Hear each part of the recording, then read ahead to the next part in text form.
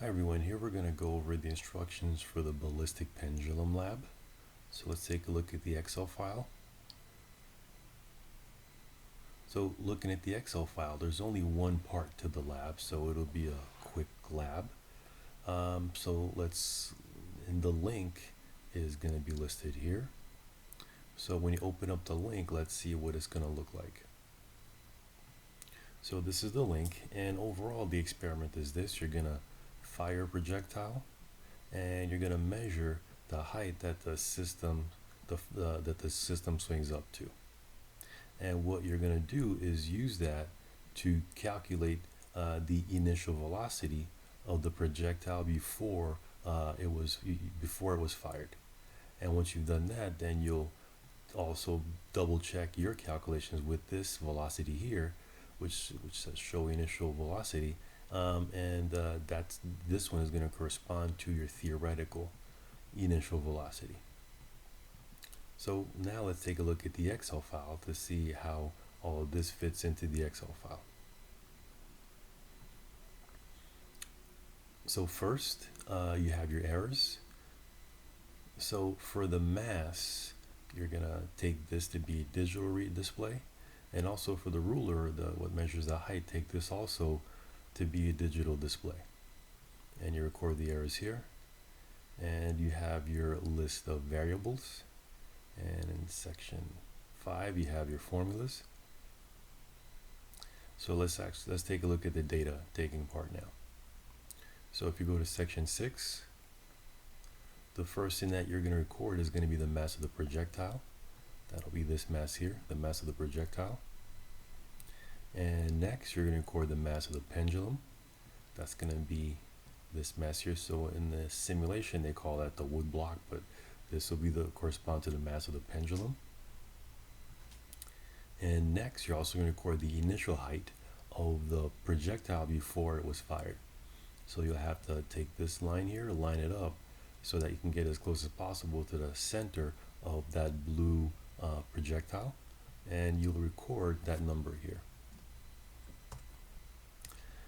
Also, you're going to record the theoretical initial velocity by just clicking on show velocity here, and you record that number here. So also don't forget to enter the units. So that'll be the first part. Now continuing on with the data taking section, the experiment is actually going to have you do 5 trials. And the reason why is, well, once you fire the projectile, what you want to measure is the final height that the system swings up to, but you're going to do that 5 times.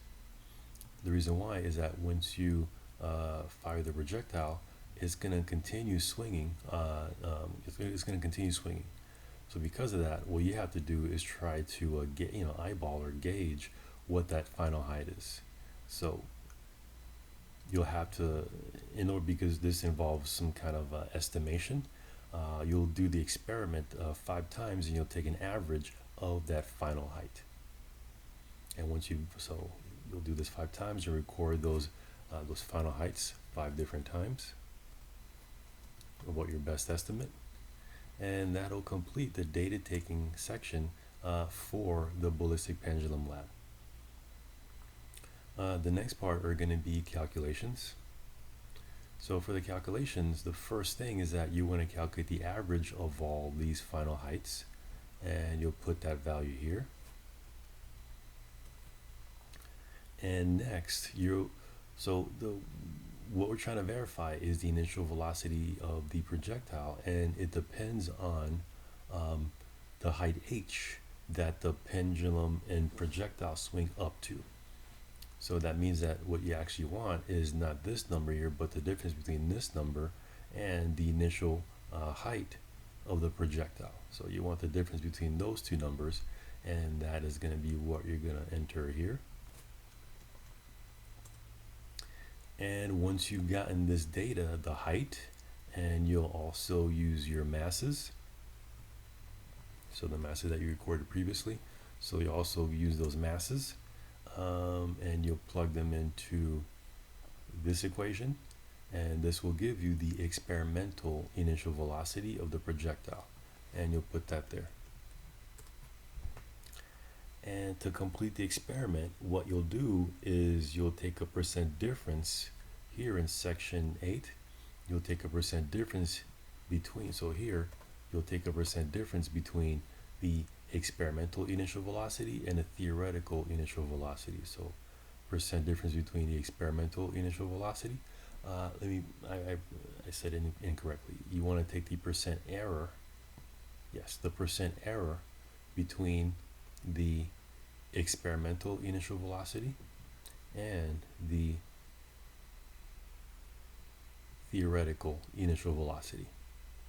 And that'll complete the lab. And also, there'll be homework in the back here. So that concludes the explanation for the ballistic pendulum experiment.